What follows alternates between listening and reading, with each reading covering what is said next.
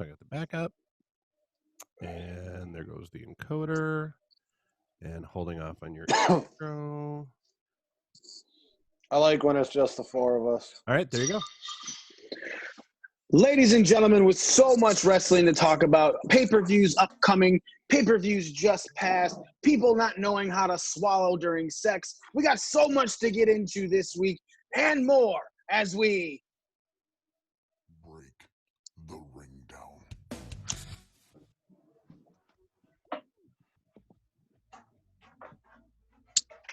You don't know what hard times are, Dennis.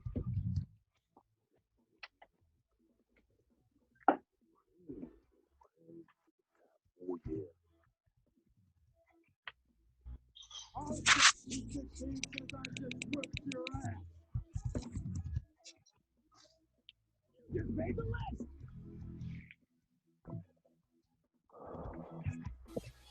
This right here.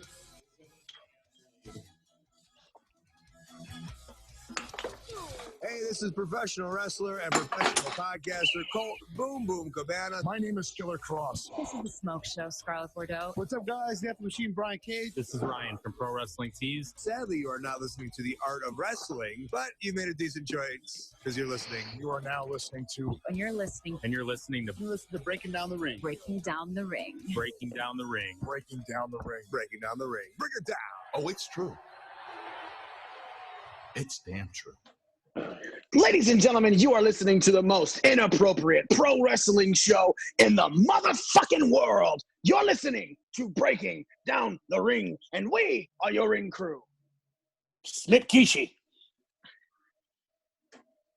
Koenig 19. Just Z. And me, the almighty one, Mikey himself. Ladies and gentlemen, as you can tell, I don't know, there's a 4-hour time delay. We were supposed to go on at 11 a.m. Eastern Standard Time, Randy. And instead, we are going on at 3 p.m. due to the fact that Zoom decided to be a little bitch, apparently, according to our tech guru, show aficionado, Dave. Zoom fell down, went boom. Zoom fell down, went boom. I New love t-shirt. that explanation. New t-shirt. You said what? New t-shirt. I love that explanation. I heard you, Smitty. You don't ever matter, remember? So you don't have to repeat. Yeah, Black Lives don't matter. Whoa. No, just yours. Just And yours. let's roll Doesn't out matter. the views and opinions expressed by Breaking Down the Ring, not necessarily those. And remember, views and opinions are the brand new shirts that we have up on breakingdownthering.com. You can go to breakingdownthering.com, go to click official merchandise, and you can buy a views shirt or an opinion shirt. One is way worse than the other when it comes to expressing the views and opinions of this show. That was a great segue. That was beautiful. That was wonderful. Ladies and gentlemen, so last week we ran our Money in the Bank predictions. This week we'll be talking about Money in the Bank. We're also going to talk a little bit about AEW's Double or Nothing pay-per-view coming up. We're going to talk about how Becky Lynch got pregnant because apparently the Irish hate to swallow loads. Or just Seth Rollins really likes taking people out of their wrestling ring during their major runs. No matter what happens, Seth Rollins is going to be the one making sure you don't wrestle again very shortly.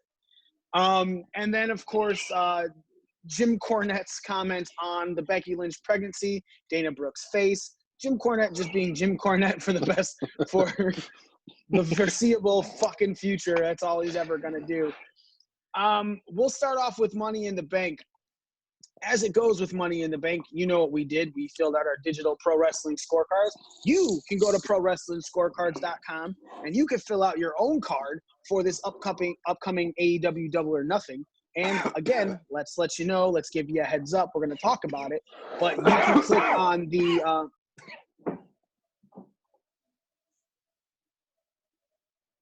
I love how he just covered it. I love how he covered his mouth going, shit, I should have hit you. Yeah. He's like, So, yes, for AEW's Double or Nothing, you can fill out your own scorecard as soon as that's up. I believe that's going up the day after AEW's Dynamite this week, so Thursday. And you can choose to join the digital. And by joining the digital, that means that you can go to the digital scorecard and be tracked along with everyone else that fills out a card for it. Let's just talk. So WrestleMania, WrestleMania's grand total was a full 425. 425 people filled out WrestleMania. Money in the Bank was a little bit smaller, but for the fact that card wasn't working until about it worked for about an hour the day before, and then it worked till about 2 hours before the show went on. They still got 294 people to fill out a digital scorecard. So you can see how you stack up against everybody who has filled out a digital scorecard. Smitty was the top one for us right now. Obviously, Double or Nothing to come to see what we're going to be doing. For who is the brand new BDR champion after AEW's Double or Nothing. But Smitty right now is 24 overall with 101 points. And that's just for the Money in the Bank one. Again, that's exactly what it goes by. And then, of course, Z is second for us with 96. I am third. Wait a minute. What? Hold on. I'm in second? Yeah. I thought I was in third. Like during So I got a lot. So I got a lot of extras and all those extra points from the combined match totals. Yeah, because originally the combined match wasn't up. As a matter of fact, you pulled out 20 points from the combined match. Solid.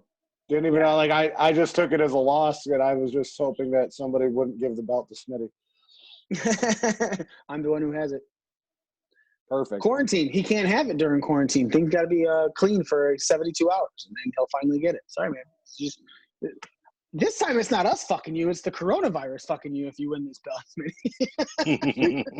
2020. Anybody but Smitty, and everybody's playing along. even the World Health Organization. Who's coming in and out of things? Who's going somewhere? Who has doors? My headphones are in, so you won't be able to hear mine. The microphone doesn't control the headphones, sir. I understand that we're not hearing the reverb from people talking here. Hold on, Smitty, did somebody just leave a room in your house? Somebody left the bathroom. There you go. There's the door. There it is. That was the door. Smitty, the headphones protect the reverb for when we talk. It doesn't stop the stuff going on around you because of the microphone. The only way that changes is if you hit mute. Hashtag wrong again. It's not from me. I got the headphones in. Z's got headphones in too. That's why we heard him coughing. No, he doesn't. Z, you got your headphones in? There you go. Yes, he does. For some reason, you can't see his black headphones, but we can see your white headphones. I don't know either. His headphones are hanging. They're the ones that you used to wear all the time. You know, one of those. I'm looking around. All right. So third is me with 92 points on the Money in the Bank card. Joe is in fourth with 86. And the push-up king, Nick, is with 81, the lowest on the card, which isn't bad. It's not bad. He didn't get any zeros at all. Except for the unscheduled appearances. But I think damn near everyone got zeros with these unscheduled appearances. Yeah, that was a tough one. It was weird. Nick, your punishment, your punishment should be that you have to do the number of push-ups of all of our scores combined. Good luck. Godspeed. Can I have like a month to do that? No. Yes, you can. Yeah, you can. I will give you a month to do how many? It's got to be like 500 push-ups. So yeah, I'll give you a month to try that. It's already at like almost 500 because the highest score is 101. Right. So good luck. I'll give you a month to try it out. Ooh, we'll see. But you got to do them all at one time. You can train for a month, but you can't do them over a course of a month. This isn't like do 100, take a week break, and start again. That's not fair. I agree. I don't think that's fair at all. How about I just wear the shock collar? Look, we have been talking about bringing this punishment back since for WrestleMania, but it didn't happen. So this is the next month. And yes, a shock collar. That is it. By a dog shock collar. Wrap it around the person who has the lowest points. and then we walk around with them. We're gonna that was a TikTok video that Nick shared. The one where the guy's in the drive-through and she hits the button. He's like, yeah, okay. and he's ordering. Yeah, so I feel like that's like part of it. Like we're just gonna all hop in the car together when we're allowed to now, and then whoever it is just gonna get shot collared the entire time. Are we all down with that? Yep. Yes. Smitty, you down with that? Oh, what do you mean? Yeah, I'm in, and I got some ideas of where we can go. All right. Hey, Nick, go order that round real quick. Carry back the shot glasses, just shock them so they go everywhere. Hey, man, that's alcohol abuse. Yeah. All right, so let's get into Money in the Bank. It started off with Jeff Hardy defeating Cesaro on the kickoff match. Then the fatal four-way match between Goddamn bathroom door, man. Yeah. I'm sorry. I just love the look on Mikey's face while I'm waiting for him to lose his shit. It's fantastic. It's absolutely amazing. That's the whole reason Dave, that's the whole reason I'm laughing too. Again, if you're not talking, hit mute so we don't hear all your background shit going on. Smitty, that's directed directly at you. He just rage quit. Yeah, where'd he go? Mikey, I'm just saying. I made you a co-host. You can mute him until you want to unmute him to talk. I can. That's cool. Yeah. So all of this is really your fault, Mikey. I fixed it. Doors closed. He said he fixed it. Doors closed, like it can't ever open again while he's on the show. No, my door's closed. Like I open. haven't heard the toilet seat move up and down the whole show so far. Like, come on, there it is. It's fixed. Doors closed. Smitty, what the fuck is going on at your house? How much diarrhea is being spewed into your toilet? No, that time, the last 2 times was the bedroom door. Your bedroom door? No. Of course not in your bedroom door. No one comes into your bedroom. Bye. Oh, shit. Bye. I quit today. I quit just for today. Yeah, and he's trying to hang up, and he can't. No, Right, I wasn't gonna really do it. All right. The Smack.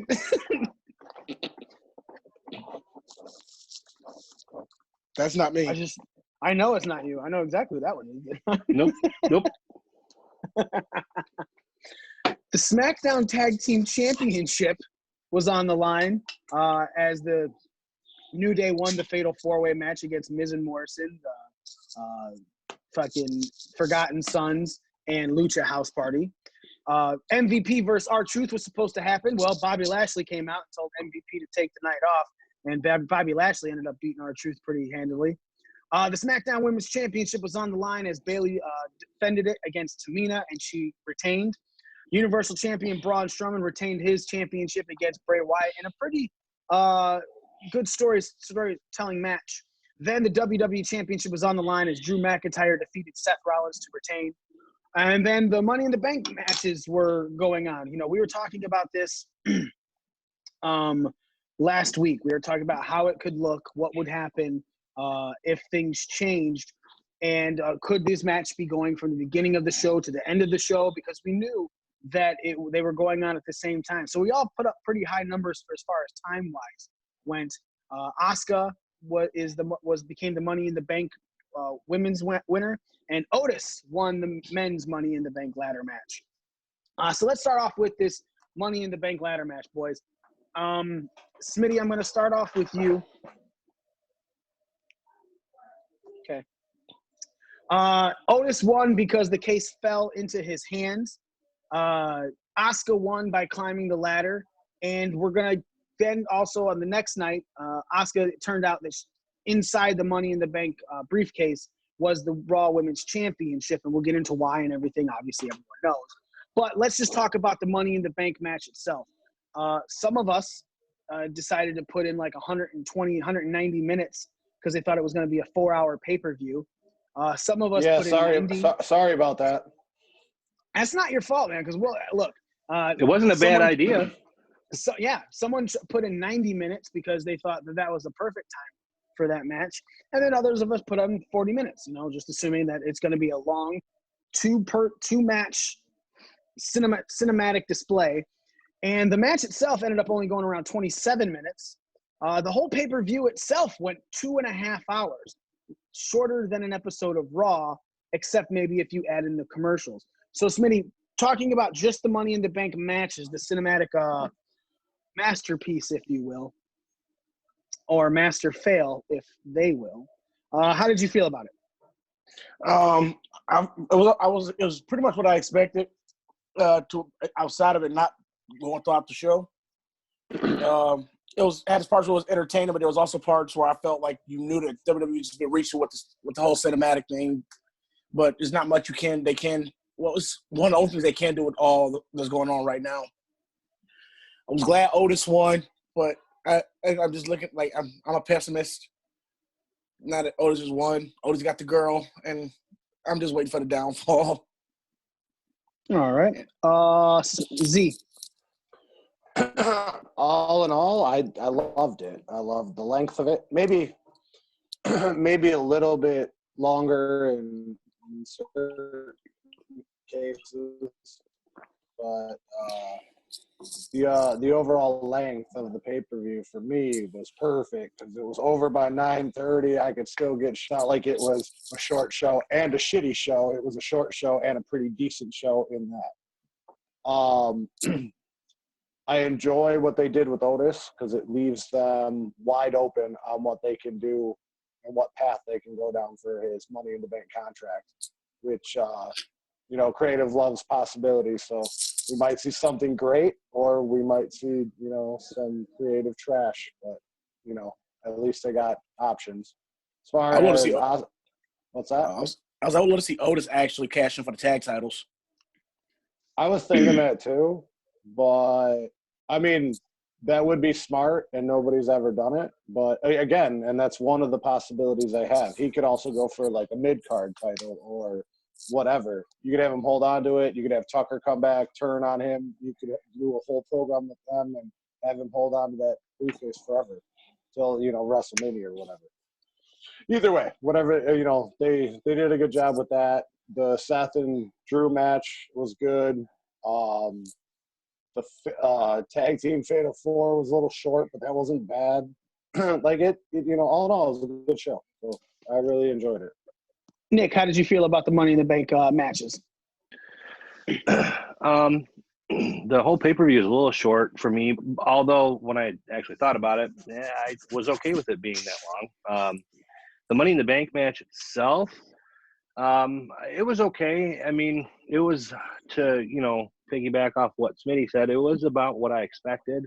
Some of it was a little cheesy, but most of it I enjoyed. I would have liked to have seen more action in the ring with the ladders, just because, like I said last week, I love a good ladder match. So the rest of the pay-per-view was just kind of okay for me.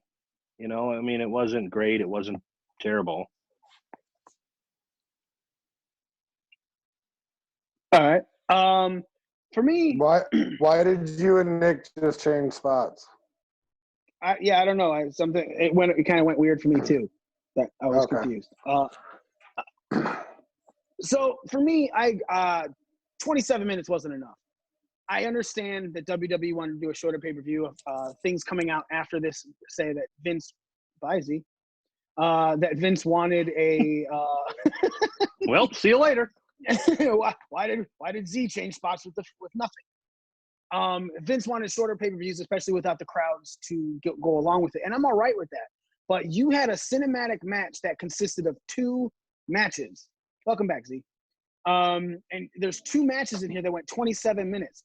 The Firefly Funhouse, I know did not go 27 minutes, but that was like a flip back and forth. But then you had an actual match with Undertaker and AJ Styles that went over 30 minutes as the Boneyard match. So that in itself throws me off because these are two matches that are supposed to span your entire WWE headquarters, right? From ground floor, as it was shown, all the way up to the roof, that's where the ladder matches happen. This should have went at least 40 minutes. They should have put a little bit more stuff in there. I agree with Nick 100%. There should have been a lot more things happening on top of the roof. Hell, man, Carmella, Shayna Baszler, and Dana Brooke didn't even make it to the roof. Exactly. You know what I'm saying? It's like you get up there and all of a sudden these three people aren't in the match anymore. Every man made it up to the roof, even if they were thrown 6 feet off of it during it, but they still made it onto the roof. Why did I pick the women's match to stop before the men's match? I said it yesterday. Men are superior, so therefore you had some girls not even make it to the top floor just to show the gap. It's huge. Mind the gap, okay? You can do one. You can do the disclaimer now, Nick. Yes, the views and expressions. Come on, Nick. The views and expressions expressed by Breaking Down the Ring are not necessarily those of Podcast Detroit. You're gonna have to just start reading off the actual disclaimer that we put on. Yep, absolutely. You might as well just pull that that's your new gimmick. Go find a cable gym. If you don't like it, go find a cable gym. And basically, we're not even mocking the murders with that. That's why I did the cable gym in there, because it's just him killing himself. Right. We're kind of just mocking suicide. That's it. That's not bad. And some would call that justice. Justice! Sorry, I went to James on the Bible. So yeah, I feel like this match could have been longer. It should have been longer. And while hold on, I have something to add about that really quickly. Would you have been mad if they had two separate matches and each match was a half an hour long? Would you have been mad that the match wasn't longer? No, if each match would have been 27 minutes, because then that's two matches. Like, these people interacted with each other. You know what I'm saying? So that should make the match go a little bit longer. I would not have been mad if it was two, because then you have about an hour of Money in the Bank matches. I'm not saying that this match should have went an hour, right? Because I think the time that the majority of us picked, a lot of people picked around 40 minutes, 45 minutes, would have been perfect. And that still wouldn't have been over a 3-hour show if you would have added 10 minutes to this fucking match, 10, 15 minutes to this match, right? It still would have been a relatively short pay-per-view, but you would have been able to get into the match, get into the story of the match.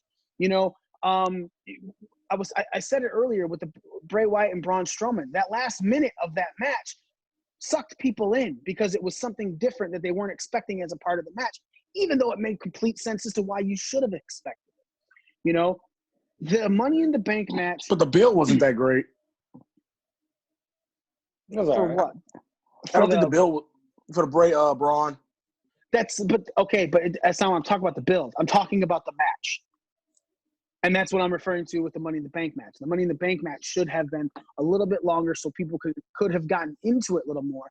Because the minute they hit the roof, you're like, all right, cool. There's probably about 10, 15 more minutes of this. And it was like, oh, Corbin runs up the ladder to stop Asuka from winning the belt, the briefcase, which makes sense. It's totally a Corbin move. I have to be first at everything I do. Like, a lot of people are like, why would Corbin do that? Because Corbin's a selfish prick. He has to be the best at all the time. And if he would have won that briefcase first, he would have been I was the first person to win, blah, blah, blah. You know, that's him. And then same thing with but then Asuka wins, and then two people fly off. Rey Mysterio and Aleister Black fly 6 feet off of the roof to the next roof. And then AJ Styles and Baron Corbin are up there. Elias hits it. The fucking briefcase falls into Otis' hands. You know, it was kind of, I agree. It could have had so much more for it, and it didn't. So that was my only complaint with it. Is it was good. It could have been great. Like, I think the Boneyard match is great. Aren't we all basically on the same page that we thought the Boneyard match was a great match? The Boneyard match was great. Just the concept, like, you could have just said it was a buried alive match. Right, and it didn't happen in a fucking cemetery, or it was a weird name for it. But overall, watching it, you were really entertained. You thought it was a great match. Yes, I was sports entertained. Yes, with this match, it's the same thing. You were just hoping to get into more of it, and I didn't. You know, it could have been so much more. Because when it ended, I was like, what? I probably felt like every girl that's ever had sex with me, right? Just, oh man, it's gonna be good. Too bad for you. What? Too bad for you. Yeah, that's it. What the fuck? I don't. All right, well, okay, I'm moving on. That's just how it goes. But I also think part of it is like WWE put these 3 cinematic matches so close together that kind of hurt it somewhat too. Because you just had 2 at your last pay-per-view. You just had 2 cinematic matches at your last pay-per-view, and you do this one at this one. You're starting to oversaturate the cinematic match. One thing that makes these cinematic matches great is when they're put apart from each other. Yeah, but again, can you really oversaturate it? Because how often was Matt Hardy doing something cinematic every week on Impact?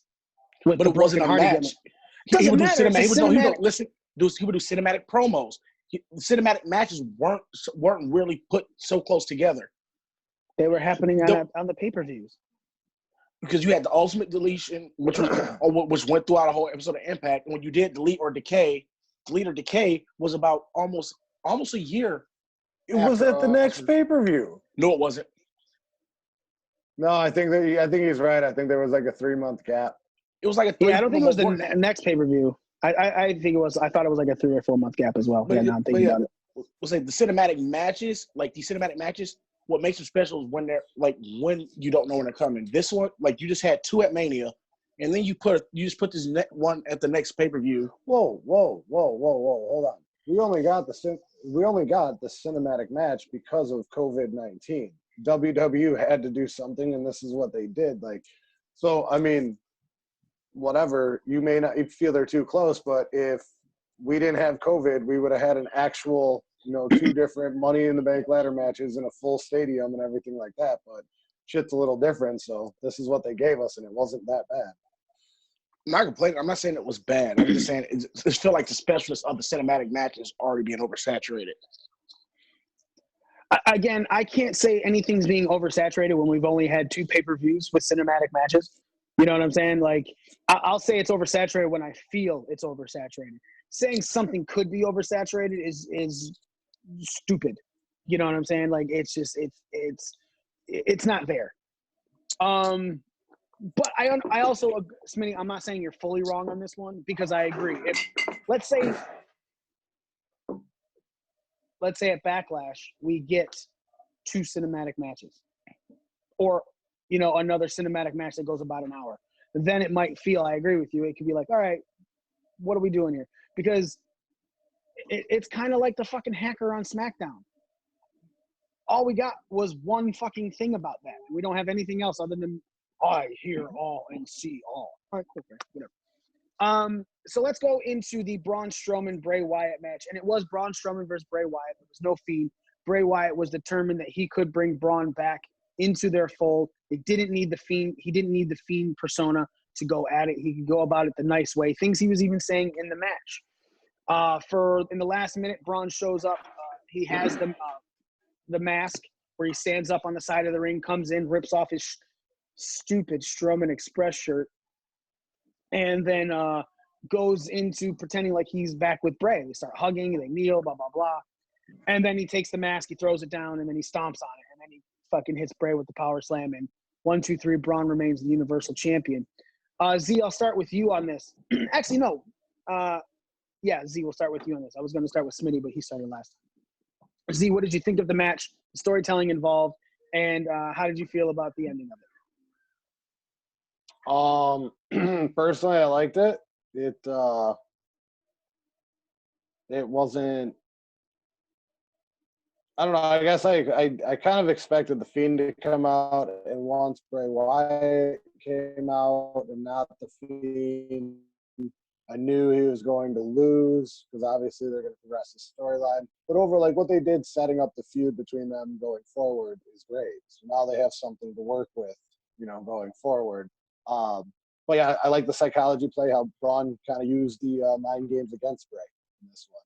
It's like, I'll let you in, and then he let him in and got power slammed and beat. So, I can't wait to see how this one goes, going forward. All right. Smitty, you said there was no real build in this one. No, I didn't say I didn't like the build. It felt kind of slow compared to what Why? like How? okay, so they trying stumbling off my words as usual. Yep. But Today, Junior. suck a monkey dick, bitch. Hey, how come when I said it, it was racist, and when you say it, it's fine? Because yours was actually directed at Smitty. So was his. I do not have a monkey dick. I shave my balls, bitch. How do you know they don't shave the zookeepers don't shave their balls? But I feel like I was not brought into that. I was brought more into that match with the last, like you said, Mikey, the last 2 minutes of that match to me were better than anything that led up to it or the match itself. Okay. So how did you feel about it overall then? Overall, like I just wasn't invested in it until that I watched and I'm like it was those last 2 minutes. That last 2 minutes to the finish, it was like, okay, now this is what they should have done this whole time to get me to actually care about this match. Now, like this is the payoff. You're getting what they should have done the whole time, and now you're going to get that going forward. But does it really matter if you're not invested in the beginning? Yeah, it does, because it's all about the finish of it. In all honesty, man, you can read a Honestly, book and be out of it. It's about getting from point A to point B, not if it wasn't for this show, we're doing the scorecards, I probably would have not paid any attention to that feud whatsoever. And now look, because you did, you got invested in it. I'll be very honest. We've always talked shit about how WWE seems to make matches go over and over and over again. And it takes you out of it. There's usually no reason why it goes into anything. And sometimes even when there is a reason, it's dragged out so long that reason doesn't make any sense anymore. AKA, i.e., Roman Reigns beating Corbin in a dog food match. By the time that final that dog food match happened, you were like, I'm kind of done with this. And then they kept the fucking feud going for another pay-per-view in Saudi Arabia. So they have a real good tendency of making you not give a shit about a feud. This is one of those exceptions, though, where they did something in the match to continue the storytelling. So you kind of want to see where it goes. And even going into SmackDown the week following, that feud just kind of stayed away. You know what I'm saying? They didn't fucking smash it in your face. Oh, here's more Fiend and Braun Strowman. There was other things that Braun Strowman was involved in. Nick, how did you feel about this match? I kind of feel, I mean, you kind of hit the nail on the head, with what you just said. When the feud first started building, I was just kind of like, okay, cool. Bray Wyatt and Braun Strowman. And then, they did little things here and there that kind of piqued my interest a little bit. But, again, it didn't get crammed down my throat to where I was like, oh, my God, let's just fucking get this over with already.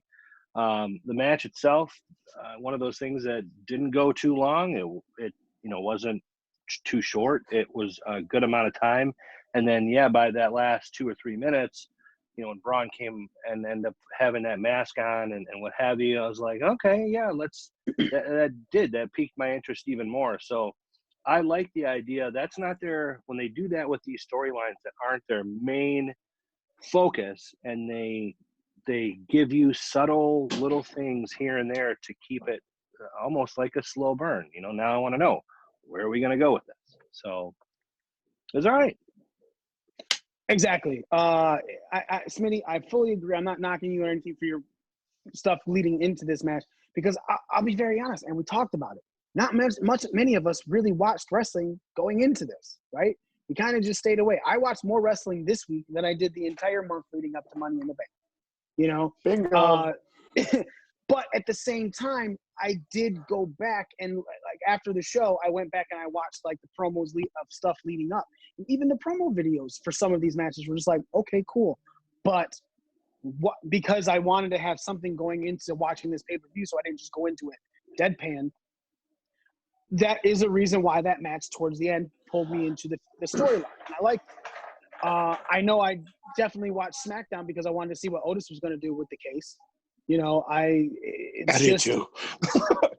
And that's it, man. And they know how Otis to. Jim. They know how to bring people in when they need to bring people in. Well, the other reason I tuned into SmackDown this week was because I wanted to see who was going to be in the tournament for the IC belt. So, which we will also be getting into shortly. Otis is a fucking gem. Overall, Money in the Bank, I don't really want to go too much more into it. As like we said, it was a good pay-per-view. It was nothing really special, major happened in it. It was all kind of expected. The Corbin murders. Which we talked about during the match, for that match. So overall, Nick, I'll start with you. What was your biggest takeaway from Money in the Bank, and what would you rate it on a scale of 10? Biggest takeaway, you can't look at a wrestler and just say that's who they are, because Baron Corbin is a murderer in real life, and you have to, you have to understand that these are people too. And then the hokey explanation on Monday was no better. Made it no better. No, on a scale of 1 to 10, I mean, the pay-per-view, I'd probably give it a good 6.5. Right. Yeah, it was good. It was watchable. I think that if it would have been drug out any longer with things that weren't the Money in the Bank pay-per-view, then I'd have been like, okay, now this is dropping down in my 1 to 10 scale. But had there been a few extra minutes on the Money in the Bank match, had they been 2 separate matches, whatever, adding that extra time, I think would have boosted my score. So biggest takeaway, other than Baron Corbin's murdering, tendencies, I think my biggest takeaway is they did the right thing. I think with Otis, I like that idea. I didn't pick him. I would have rather have seen Aleister Black. That's just me. But I'm not mad at what they did with Otis. I like the fact that they gave him the Money in the Bank briefcase, because like Smitty and Z and you guys were all saying that this opens the door for a lot of different possibilities. So that's my biggest takeaway. All right. And first off, Smitty, before I get your takeaway on Money in the Bank, I don't think that was a hokey explanation at all. I think it was the actual explanation, because there was a secondary roof 6 feet below that. Yeah, so it's attempted murder and not murder. Right, yeah. He just assaulted them, basically, which is all that happens in wrestling matches. So, Smitty, your biggest takeaway from the Money in the Bank pay-per-view and what you would give it overall? Biggest takeaway is Otis thing. Otis is a gem. Otis has actually proven week in and week out that he can be a staple on any show he's on. He's very charismatic. And I've always said, like, the Money in the Bank is either better on a heel or is better on somebody that's not, you don't see in a main event all the time. Because it gives that person some time to actually shine, and you can prove themselves to be a main event player, either down the line or as long as they got that case. Okay. And what do you give the score of it? Give it a 6. A 6? All right. Z? All right. So the one thing I would have done differently is, instead of having the 2 matches at the corporate headquarters and the rest of the matches at the Performance Center, is I would have filmed all of the matches in the ring that was on the roof. Because you don't have a crowd to look at, so why not look at the night sky? It at least gives you like a cool background, so to say, to wrestle around. Because right now you can't have anybody, and you're outside. Plus, it would have made for some pretty cool shots, just like still frame wise.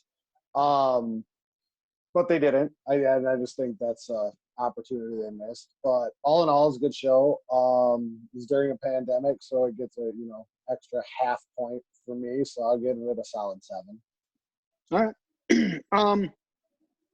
My biggest takeaway from Money in the Bank is that WWE did something again that we kind of just now forget that they do, but they do it when it needs to be done.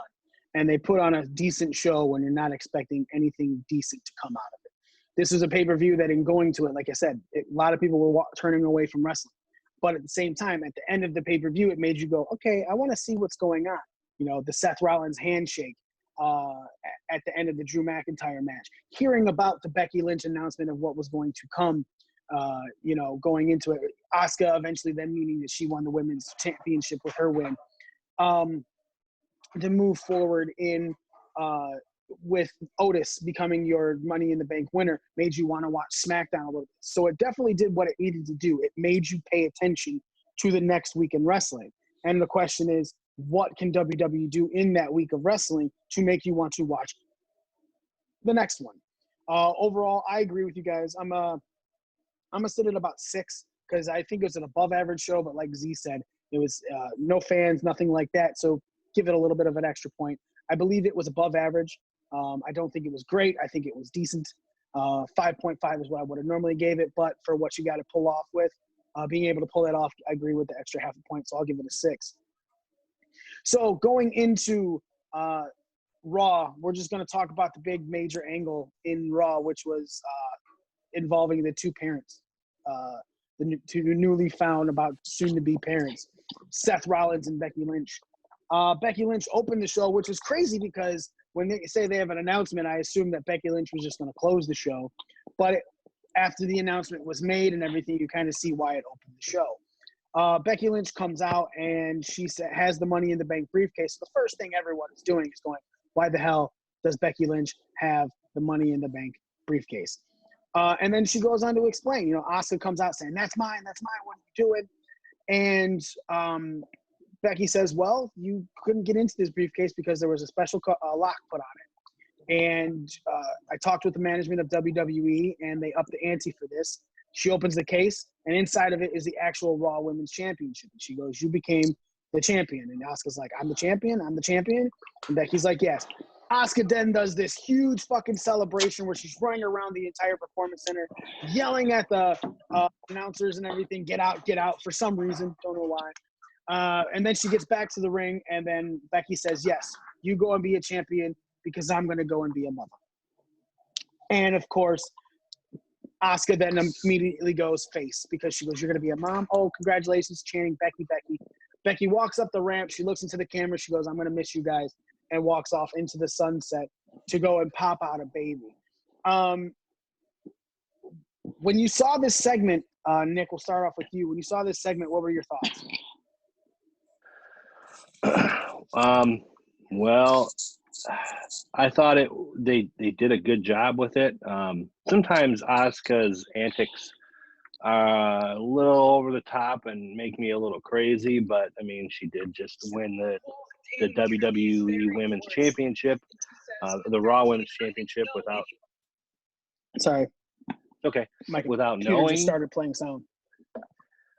From the sounds of it, she didn't know, period, that was going to happen. Like, that was a surprise to her. I don't know how true that was. Yeah, she didn't find out till that day when she got to Raw. Yeah. So, in this day and age, the when people say kayfabe is dead, I don't necessarily believe that, but at some points I think it is true. And I think those kind of moments where you see those real reactions when Asuka found out that Becky was pregnant and Becky announced it, that's real emotions. And I think when they bring those kind of things into it, that makes for a great moment. So I really enjoyed it, honestly. All right, Z, what were your thoughts? Well, so I didn't watch it right away. I got Mikey's take on it at first, and I was like, wow, that sounds lame as fuck. And then about 20 minutes later, I texted back and I go, well, you didn't explain it like this. What'd you miss? I'm like, I don't know, presentation, because he was just like, yeah, the title was in the briefcase and Becky and blah, I was like, okay, but there was a lot more emotion involved, which was huge for that segment. And I read something somewhere that it was something that CM Punk had said about it. Like, that would have been a perfect time for Asuka to congratulate Becky, and when they come in for a hug, just missed her right in the eyes. And now you have your new top heel as your Raw champion. And he's like, I think they missed an opportunity. And I almost guarantee they thought about that, but they're a publicly owned company what does that say about your company if you're having a Japanese woman spit green mist in the eyes of a woman who's pregnant? Like, that could be bad for PR. Go ahead. I'm just appreciating what you said. I like that. Yeah, so anyways, that would be bad for PR. And I mean, it makes sense, but at the same time, that would have instantly put Asuka as your top heel with the Raw Women's Championship to take on all comers. So, but they also went this way with it. But I also wondered if that was why, like, that match with Shayna and Becky seemed like really short and really hokey. We all agreed on that. And we're like, it shouldn't have ended the way it did. And I'm wondering if maybe Becky thought she was pregnant at that point, so they modified that match to be what it was and changed the finish. And then she got it confirmed, and now she's out here like, hey, I got to relinquish the title. I want to say no to that because the match was filmed mid-March, like 2 weeks before WrestleMania actually happened.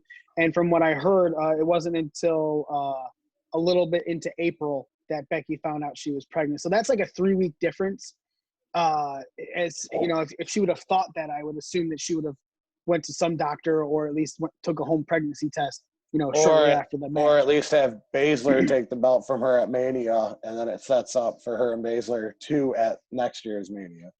Right, because apparently everyone's saying that the planned thing was it was supposed to be Nia Jax versus Becky at Money in the Bank, and then Baszler was supposed to win the belt, the briefcase, and then go on to feud with Becky. But this is how everything went after that. Smitty, what were your thoughts on this segment? I enjoy any type of segment that invokes real emotion, and that's what that segment did. And what Z said about like the whole Oscar miss thing, I think that would have been great. But I think what they did with Shayna Baszler throughout the show was great as well. Well, everybody's just happy about Becky, then pretty much Shayna's pretty much playing this whole almost kind of Jeff Jarrett-esque type thing. And I don't know. That worked. I don't know, man. Seth didn't look too happy to be having a kid. Yeah, I love the memes, the whole Seth dealing with fatherhood. But yeah, so any segment in professional wrestling that can invoke real emotion is always a good segment in my mind. Simply put. I will say this. There was obviously a bunch of rumors coming out about this. Becky isn't there. She made the tweet saying she wasn't injured, not saying much. She couldn't wait for Raw. A lot of people are going, oh, Becky's pregnant. And they were even saying that the day before, and it just caught traction. And like you said, it was said that a lot of people in WWE didn't even know until the announcement was made by Becky specifically.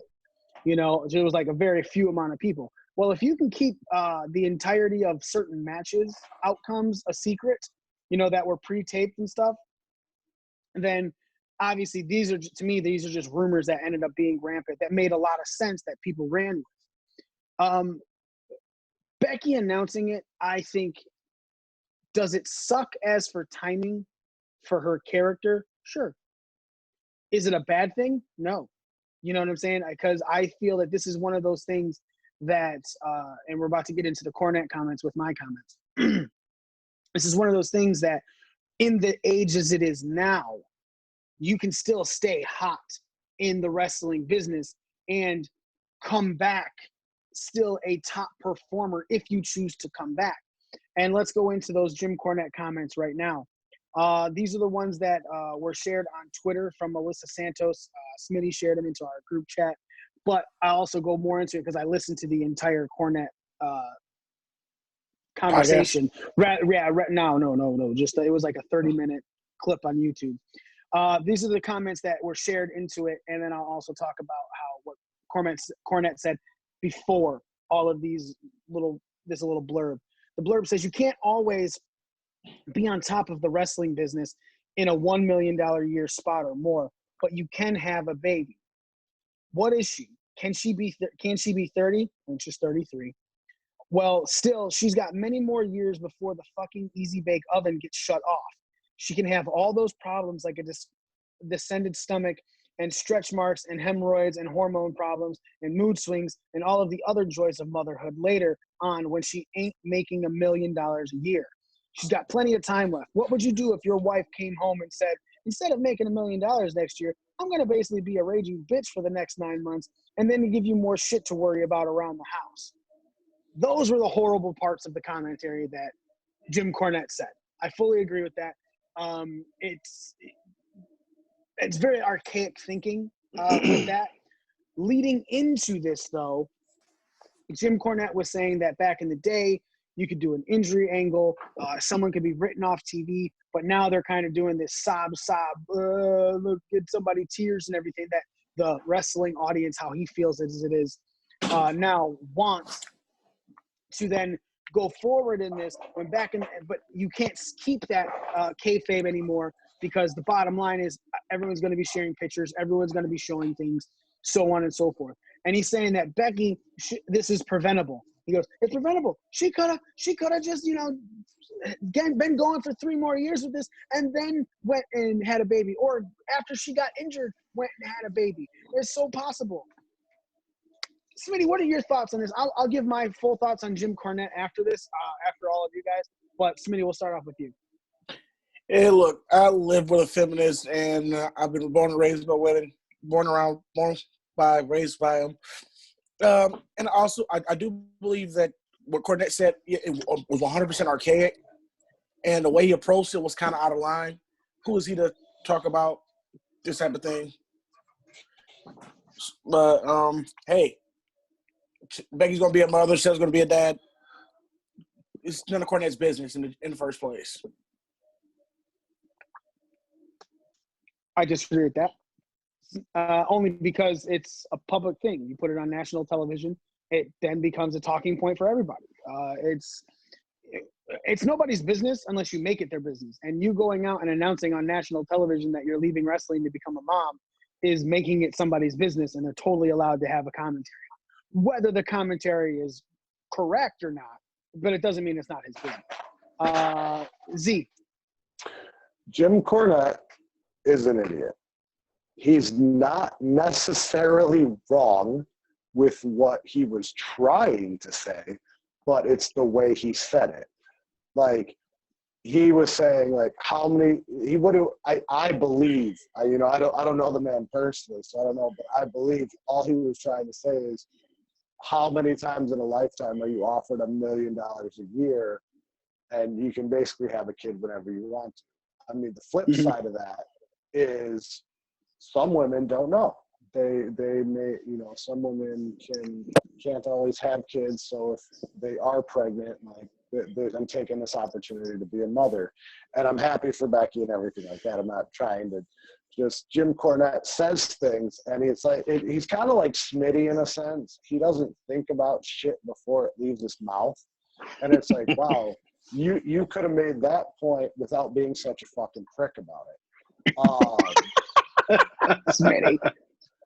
So I mean, and again, like his point, he didn't have to go as like to make it a whole thing. Like, he should have just shut up and just been like, yeah, she's passing him $1 million contract because she wants to go be a mother. I think that's dumb. He could have said it like that and wouldn't have the backlash. And that's all he was really trying to say. But since he's a fucking idiot, he just keeps blabbering and keeps putting his foot farther and farther down his throat.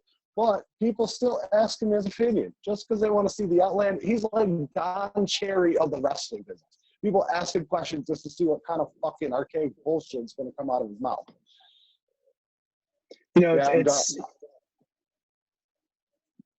Your video stopped and you kept going. So I don't know where you are in your house. It's horrible Wi-Fi. But we got everything that you said. And I agree with that. It's raining, so I've been shunned to the basement. So shunned. I will say this. I agree with you 100%. It came out really wrong. And there was like basis points where I can agree with it. Like, why would you want to have a kid when you're the top dog in the fucking wrestling business? And she is. Right now, she is the top female. She may not be the best on the mic. She may not be the best in the ring, but she is amazing as far as the personality goes. Everyone loves her. That being said, it's not always an option. Sure, you could be using prophylactics, you could be using condoms, you could be on birth control, all this, but nothing is 100%. She could have been doing all of that because she wanted this run to keep going and then still got pregnant. So it happens. What is she supposed to do then? Is she supposed to just go get an abortion because she's on a fucking $1 million run? No, she wanted to have her baby. So fucking have her baby. It doesn't fucking matter. You know what I'm saying?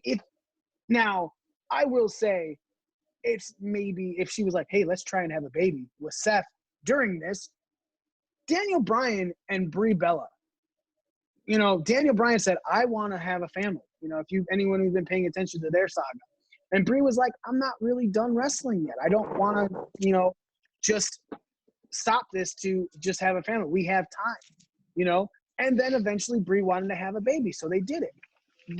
That could be what was supposed to happen with this, and then she just got pregnant not trying. Who fucking cares? But it's not something that you can just turn off, like Jim Cornette was trying to say. It's not something that you can just put on the back burner. We're not saying Becky tried to have this. We're saying Becky's pregnant and she's going to have her kid. Nick, what are your thoughts? Wow. Well, number one, in the context of what Jim Cornette said, he's not wrong. And he's entitled to his opinion, and, you know, we can all respect that on some level from time to time, maybe, yes or no, maybe.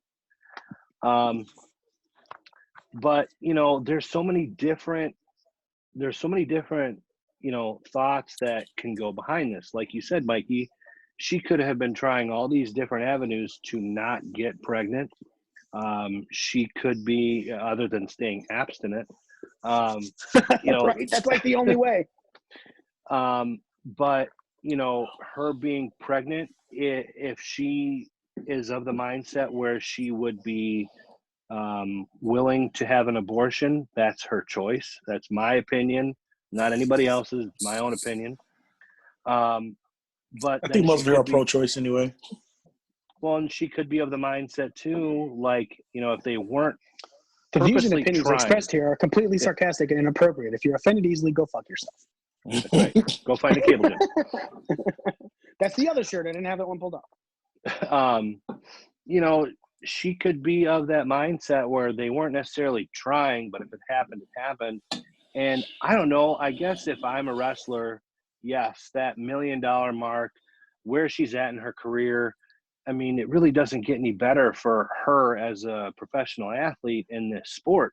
But then you got to look at it on the other side of the coin. If she does want kids down the line, and she, you know, okay, she's 33 now, let's say she waits 3 or 4 years. Then by the time the kid is actually on the move and into doing things at school, or, you know, maybe trying to be a professional wrestler herself, Becky may not be in 100%. What if she ends up having a serious injury where she's fucking paralyzed, or, you know, you never know. So, right. You know, there's just so many different things that can go into this. But so number one, Cornette isn't wrong, but number two, he is wrong, because again, that's their thing. I mean, I wish them all the best. I think it's fucking great. I can imagine her sitting there right now being like, damn, you know, and this is in all honesty, because, you know, to yourself, you think other things that you might not say out loud to people, but this couldn't have come at a worse time. I can hear her saying that to herself. However, this is the best thing that's ever happened to me, you know? Right. So double-edged sword. Yeah. So, dude, that's how it is for any parent. Yeah, exactly. Yeah, you know it. I know it. There's been many a times where I've been like, damn it, I would totally go do this if I wasn't a dad. Yes. You know, and that's not a knock on being a dad. I love being a dad. Being a dad is amazing. The rewards of everything of having a child is spectacular. But it does not change the fact that if for some reason on a Monday I wanted to get up to go to Vegas, you know, and gamble because all of a sudden there's some huge tournament or once in a lifetime thing that's only going to cost me about $100 outside of the travel, and I have like an extra, I can't do that because I'm a dad. Right? I have to be there for my child. I have to make sure that my child has a way to and from school. I have to make sure that my child is fed.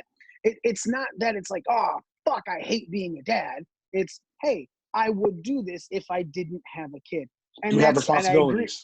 Right. And I completely agree with you, Nick. It's very very possible that Becky Lynch is sitting back here going, fuck, I am forfeiting so much money right now by having a kid. But it doesn't mean that she went out there to try to have a kid. You know what I'm saying? It's very possible that it could have just happened and she goes, I'm going to do the responsible thing and I want to have a kid, so I'm going to have my child. It does not mean that there's not any things that you kind of wish you also could be doing as parents, as anything. If you truly care about whatever you're doing, as someone who's working, if you have a scheduled job and you can't get that fucking shift covered, but you really wanted to go do something, but you can't get your shift covered, you could always just go, oh, fuck it, I'm just going to quit being working here. No, that's not the responsible thing. You could also say, fuck it, I'm never taking care of my kid again. No, that's not the responsible thing. That's There are neglect. things, there's things that you sacrifice. And the question is the sacrifice worth it? To me, would I have been trying to have a kid and again, this is all hypothetical, right? Where I'm not shitting on her decision at all. Even if she was trying to have a kid. Because to me, I'm like, man, I'm in one of the best runs in my career. Should I try and have a kid right now? And, because this is when I feel like I should have a kid. No, I wouldn't do that. No. Personally, I wouldn't do that. I wouldn't either. And at the same time, but she may have. It may have been her going, you know what? I'm either going to have a kid now, and especially if she wanted to have another kid, right? She's 33. You have a kid. This is going to take up 10 months of your life, right? Then the amount of time to have another kid is usually like 6 months after that when they recommend. So then you got the next couple of years of your life gone, right? You're not going to be in the wrestling business doing this. So it's very possible that she could have also been saying, I do want to try and have a kid now. Me personally, and this is again me, because I'm also of the mindset where I don't want another kid. I have a daughter. I have an 11-year-old, and not once since she was born have I wanted another kid. Her mom even said it. We should have another kid now because they'll be close in age, so they'll be really close. And I was like, no, I don't want another kid. Sorry, I don't. Not gonna do it. Right. But at the same time, dude, if all of a sudden someone comes up to me, I'm pregnant. Well, I guess I'm having another kid. You know what I'm saying? It's like that's just because you don't want something doesn't mean you don't take it when it's given to you. You know what I'm saying? Yeah, sometimes a blessing may not be at the most opportune time. Right, exactly. And it's nothing wrong with it. Just go ahead, live your life the way you want to live it. Do what you want to do. Does that mean it's exactly what I would do if I were in your situation? No, but also I'm not you in your situation. I am me in my own situation. If the roles reversed, here's my commentary on it. That's what Cornette was kind of saying. At least that's how I took it. But he's such a fucking idiot that he came off like a fucking moron. And it just sounded like he was bashing Beck. Smitty, are you okay over there, man? I'm grabbing my cigar. Oh, cool. Mute. I thought I had it on mute already. That's you didn't have to reach Hashtag forward to wrong talk. again. You didn't even have to reach forward to the response to the question I posted, but he thought he was on mute. But yeah, he came off like an idiot, and he's dumb, and all of this stuff. It's just Cornette. And I'm a firm believer that everything happens for a reason. And like we said, she could be sitting there right now being like, fuck, I'm in this position in this company, the biggest wrestling company in the world, and I'm on top of my game. And she's going to go through periods where she has regrets. And am I doing the right thing? And man, I wish this wouldn't have happened. But then all of a sudden, the baby's going to come out, and she may say to herself, you know what? I'm done being a professional wrestler. I want to be a mom. I want to do this. Yep. Seth can handle his own. And hey, man, you got to do what you got to do. Yeah, I fully agree with that. And, there's a lot of things as far as being a parent that people say the difference of being a mom and a dad is a mom becomes a mom when she finds out she's pregnant. A dad becomes a dad. A mom feels like a mom when she finds out she's pregnant. A dad feels like a dad when he sees his kid for the first time. You know what I'm saying? And that's complete, at least in my case, it was. Because when Michaela's mom was pregnant, I was just like, okay, cool. But then when the birth happened, I was like, dude, I'm fucking in love. Totally agree. And that's when it becomes real. See, because you're seeing it. Look at people like Maurice, who pretty much gave up pretty much in-ring competition after she had her kid. She was trying to come back right before she got pregnant. Mm-hmm. The first time. Yeah, exactly. And, it's... And then she went out and popped out a second one afterwards. Right. That's them completely, 100%. It's not us. I'm not judging Becky for what she's doing. I'm happy, she's wanting to go through this and be a mom. I think that's fucking awesome, We are breaking down the ring. Congratulate Rebecca Quinn and Kobe Lopez. Look, man, don't start calling out shoot names. Just keep it Becky Lynch and Seth Rollins. God, man. Good job, Kobe. What did you get? Kobe. Actually, it's spelled Kobe like Kobe Cabalet, not fucking. Right. He's not a cool Kobe. I know. Kobe. Kobe. Just right in the dumper. New BDR shirt. If it was in the dumper, he wouldn't be having a kid. Oh man! All right, let's keep up with Jim Cornette. Jim Cornette apparently said that. Nick, what was it that he said? He said that Dana Brooks' face looks like it was set on fire and somebody put it out with an axe. Somebody attempted to put it out with an axe. Yeah. So Dana Brooke responded to this in a tweet, and I'll get into a little bit more that's going on with this. Let me pull up the Dana Brooke thing. I just had it and accidentally deleted it when I was looking up our scorecards. Dana Brooks' response was to Jim Cornette, "How about you stop hiding behind a keyboard and come say it to my face? Because I doubt you would when you see me in person. Mark," a lot of K's. Sorry, Smitty. A lot of K's in a row. 1, 2, 3, 4, 5, 6. Wow. There we go. And then she goes, "How about stop spreading hate and spread positivity?"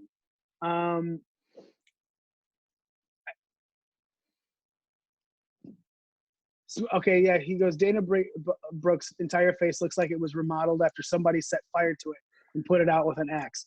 What the fuck has happened? Did she do that on purpose, or was she in a horrible accident? What the fuck?" Smitty, go ahead and what do you think about Mr. Cornette here? Any redeeming qualities about this? No. No whatsoever. That's something I probably couldn't even say out loud without getting in trouble. Yeah. Nick. It makes me wonder, like, what he would say about my face, like I got put through a pasta machine or something. I want to know what he would say about your hand. Yeah. I mean, there's a lot of things you could say about Dana Brooks' face or, anybody's face.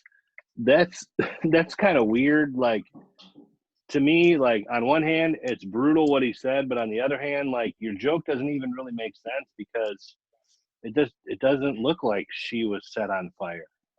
Yeah, she's been under a knife a couple times. Yeah, I don't know. I'll be honest, I don't even think she's been under a knife a couple times. I would say maybe some Botox and lip injections. Yeah, some injections. So yeah, collagen and Botox. Yeah, that's we all noticed that Dana Brooke was starting to look different a couple months ago. Like her muscle masses, she was starting to lean out. Because when she came in, man, she was fucking bodybuilding, and then she comes to the ring on SmackDown doing the same stuff, and you're like, but you don't have that muscle anymore. What are you doing? I don't get it. No, you're not ready anymore.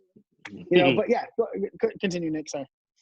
Oh no, that's it. You're good. Oh, so yeah, that was the comment. I'm 100% of the ilk that, again, yeah, Jim Cornette, you're a fucking idiot.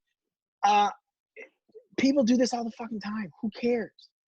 It doesn't make it that the person's ugly or his. I still think she's kind of cute. You know what I'm saying? I'm not. I don't think that she looks like someone set fire to her face and put her out with an axe.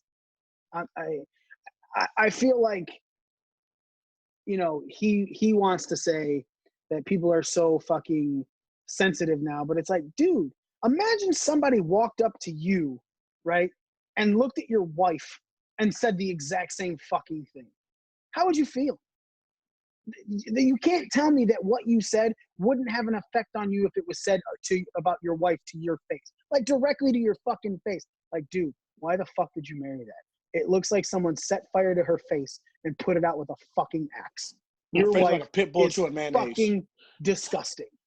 You'd be pissed off. They're shit talking your goddamn wife. Same thing. These are fans of hers or people that appreciate her. They're like, dude, what the fuck are you attacking her looks for? Who cares? Right? Attack her in ring work. That's way easier to attack. You know? Yeah. But let's go into the Twitter. So the person who said Cornette's comments about Becky Seth should be the end of him being taken seriously, Benny, but sadly. And then the guy someone commented that and was like, on his most recent pod, he said Dana Brooke looks like her face caught fire and someone put it out with an X. Even Brian was caught off guard. I'm surprised there hasn't been much said about it. Lance Storm commented on this. And he said, do you realize you are now guilty of spreading the exact same hateful words, even if they aren't your own, even if they aren't your words, quoting them and repeating them is spreading the hate. You are getting the attention for it while avoiding blame, which may be as bad. Such a Canadian thing to say. Right. Then the person responded to go, Lance, more people will see it now that you brought attention to it than before. That logic could go on, and you're drawing attention to it and spreading it as well. As someone that knows Kevin, he meant zero harm, or the person who made the original comment. And he goes, that's why I only replied and didn't quote. And Dana already saw his tweet, so damage was done.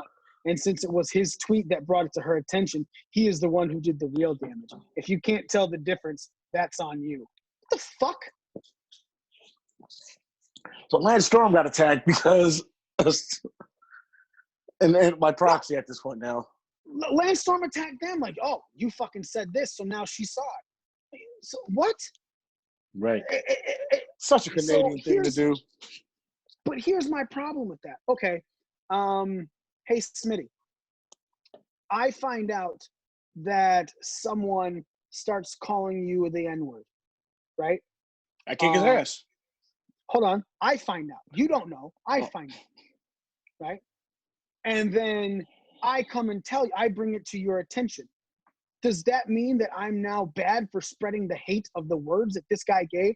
Or is it, hey, look what this fucker's doing. If you had any respect for him, do you have any more now? It's kind of his ass. But that's what I'm saying. Like I don't think it's a bad thing that this person brought this up. I think it's, hey, here's more stupid shit this fucker is saying. Let's knock him down even more pegs in this industry because people for some reason are still respecting it. You know what I'm saying? Or at least in regards to that. You know, I don't think that this. Yeah, I don't think that this guy by putting in a tweet did anything wrong, let alone anything to bring Lance Storm to say fuck this shit. You know, like I would want to know if someone was shit talking me. You know, especially if it's someone that's respected in the community that I'm in, and that's what I'm saying, right? Yeah. It's not like he was like, hey, look at Joe Schmo over here who has 50 followers that said Dana Brooke looks like her face was hit with an axe. No, this is like being in an industry. This is a man that's been 40 years in the industry. Here's someone that's respected in this industry, and he's just shitting all over your looks for no reason. Okay, well now I should have an opinion on that. I feel like, you know, that was 40 years. Was it Cornette's got 40 years in the industry? Yeah, something like that. Well, like, okay, so if somebody came into Shillelagh and they're like, it's like Joe Smith, and they're like, hey, Mikey, you know, Nick's fucking stupid or whatever, and you didn't tell me, and I found out later, I wouldn't give a shit because I don't know that person, and that person doesn't really know me, and it's really not worth my time.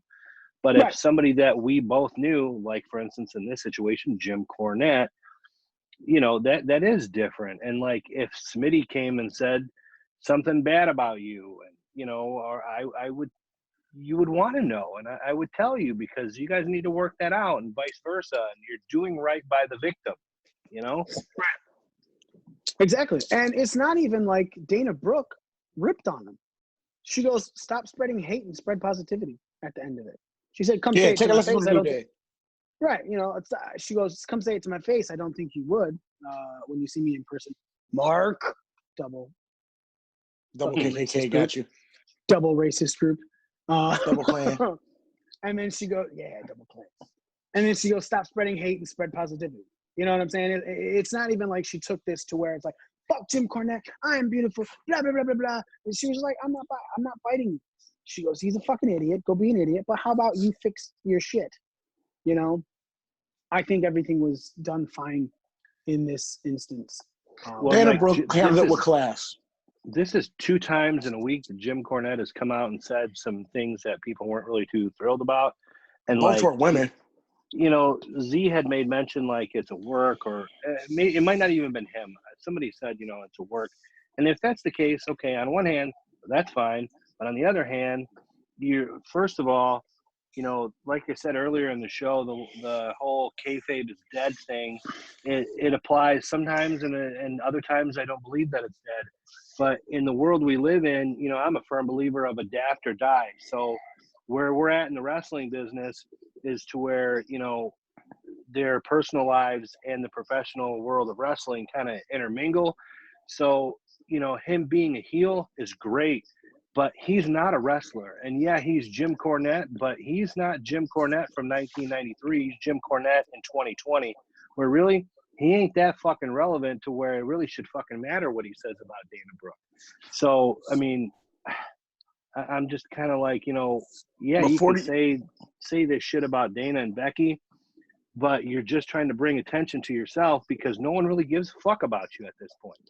It's like 40 years in the business. You got a lot of people's ears at that point. Right, and that's what it is. He has a lot of people's ears, so he's gonna voice his opinion, and people are gonna go, "Oh, this is gospel. This is the best thing ever." It's good shit. You know what's really crazy to me about Jim Cornette, and I fucking can't believe we're really going into a talk about Jim Cornette now. Jim Cornette is like, you look at him and the way he's coming across, there's a lot of people that go, oh, like Smitty said, he sounds like the fucking president, right? He's just saying all kinds of stupid shit, and there's people behind him. But yet Jim Cornette is also the biggest person against the president. It is so weird to me that he has this type of fucking diatribe spewing from his mouth to where you're likening it to what the fuck is coming from the government, and then he goes, man, that fucking dude's an idiot. It's like, what? Pot kettle. Yeah, it's really fucking weird. It's really weird to me. Let's go into the final WWE thing that we're going to talk about before we go into conversating about the AEW pay-per-view coming up. Again, ProWrestlingScorecards.com. You go to ProWrestlingScorecards.com. You can fill out a scorecard coming on Thursday for the AEW's Double or Nothing. When you go to the scorecard, just like for the not SummerSlam, for the Money in the Bank one, there should be a do a digital link, and then you can fill it out, and you can fill it out with a whole bunch of other people and see what you're doing with that and how you stack up against the Pro Wrestling Scorecard community. A surprising release this week for WWE, kind of out of nowhere. Drew Gulak, after being heavily featured on SmackDown alongside Daniel Bryan, as far as wrestling things concerned, and having a really good technical match on SmackDown in the first round of the Intercontinental Championship thing. Oh, so second to last thing. We'll talk about WWE. I almost forgot about that. Yeah. Drew Gulak was released. Saturday went to the alumni page, and a lot of people were like, holy shit, is he gone? And it was confirmed by Pro Wrestling Sheet, at least that was the first one that I saw, that it was confirmed that Drew Gulak was gone from the company, and he wasn't fired. He let his contract expire. So basically, he's done, and I don't know if that means that there's no 90-day clause anymore because it ended similar to how Matt Hardy's ended. He was able to go to AEW that week, right? So I don't think Drew Gulak has anything holding him back. What are your thoughts on this, Smitty, on Gulak letting his contract expire, and where do you kind of hope he moves forward to?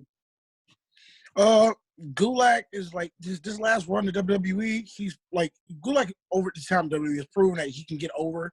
He's proven that he's a great in-ring performer. He's got a great personality, and he can get his characters over. But somebody like Gulak, Smith, are you laying down? kind of, because I had to put my phone on the charger. Okay. I was at 3%. Or no, my phone was at 3%, so I had to put it on the charger. He's like, sorry, brother. So I think that Gulak can make it anywhere, any promotion he wants to. But I think the best bet will probably be someplace like a Ring of Honor or NWA. Okay. Nick. He's that old school smash mouth kind of style with a lot of submission. Okay, Nick. I wasn't a fan of Drew Gulak when I first became familiar with him, but over the last 12 to 18 months, the character once he got that beard and he ended up with the cruiserweight championship, he really is a really good worker in the ring. He's technically sound, and I think that that is that type of skill for WWE. I feel like is second on their list of priorities compared to their character and how they present themselves. So I'm a little bit more of a purist. I like to see these guys that can work really well in the ring. I think he's somebody that can do that. So I'm kind of disappointed that WWE let somebody like that go. But in the same sense, I think he would be a good fit in – I would like to see him in AEW, but I think he'd be a better fit in NWA because of his character and the way that he can, work the mic a little bit better than some others can. I would like to see him go to NWA. I agree. I think that them letting him – okay, so the talk is that they offered him a contract. He wanted more. They said, no, the contract expired, so on and so forth. No 90-day clause. Again, with all of these releases that happened that Black Wednesday, there's a lot of talk about where people should go. And it's sounding like even more and more of these things are starting to become overloaded with stars. I would love to see Drew Gulak in a Ring of Honor. I think Drew Gulak in Ring of Honor would be a good call. But I also would like to really see him go over to New Japan. Oh, that'd be a good for him. New Japan, having him in there. And then let's say he fucking has something to do with Bullet Club, right? Because he's a Westerner. So it brings another Western guy into it. Like some way, not even being involved in that, but the style of New Japan, the strong style, the mat style things, I think Drew Gulak would really thrive in Japan. Is that the best for him? I don't know his personal life. I don't know if he has a family or anything like that. So it might not be the best for him, but I think as a fan from where I'm hoping he goes, I think New Japan is probably the best fucking call for Drew Gulak personally. Now, as we stated before, Drew Gulak's last match in WWE was the first round for the Intercontinental Championship, the tournament they put together, which he took on Daniel Bryan. Next week, we're going to see Sheamus versus Jeff Hardy. We're going to see AJ Styles versus Shinsuke Nakamura. And this week, we also saw, we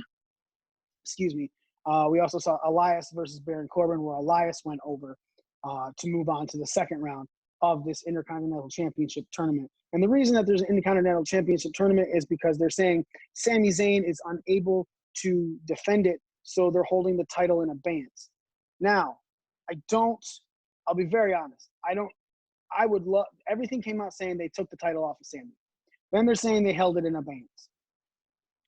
I don't know if they're trying to say that Sami's still the title holder, and when he comes back, he'll be the IC champion, and then he has to fight whoever, similar to the Cruiserweight title with Jordan Devlin, or is he gone off of his waist, and now the person who wins this tournament is going to be, the undisputed Intercontinental Champion.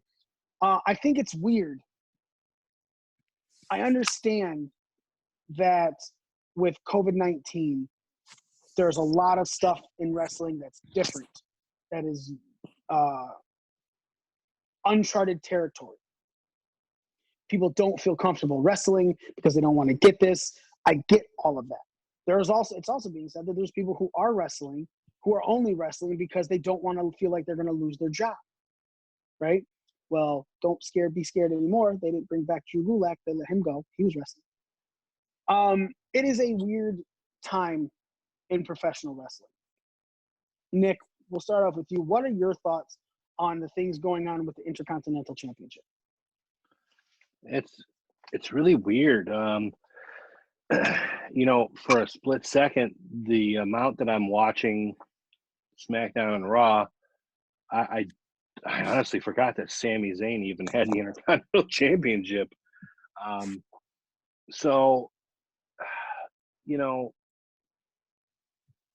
it is like, you mentioned COVID-19, and it's really hard to take a lot of the storylines that they're doing serious to me. And not all of them, but some of them, it's hard to take them serious because it's kind of like they're just doing it for the sake of having a storyline, to keep wrestling on TV, to keep something going.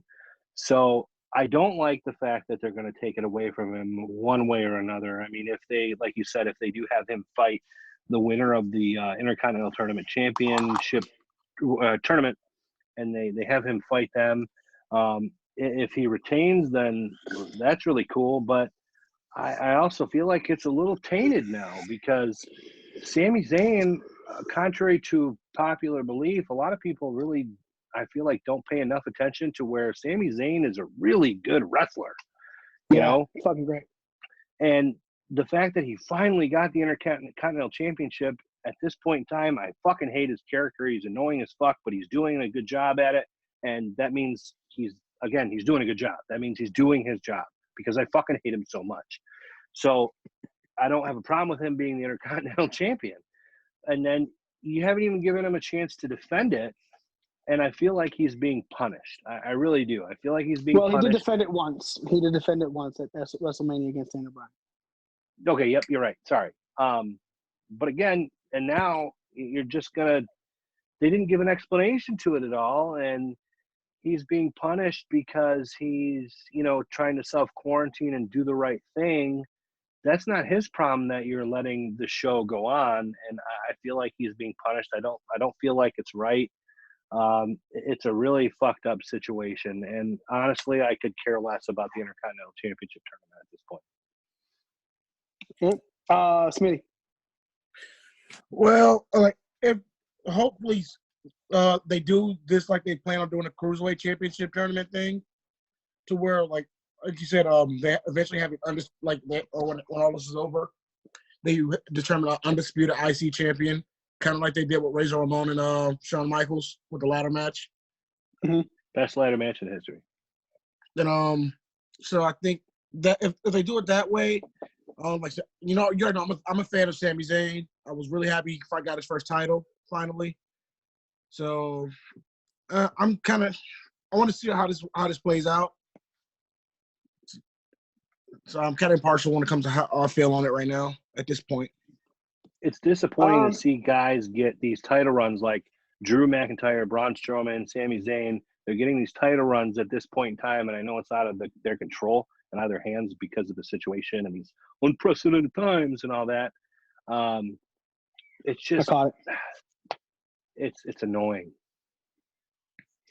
I think Drew McIntyre is not a part of that. I think Drew was supposed to get the title no matter what.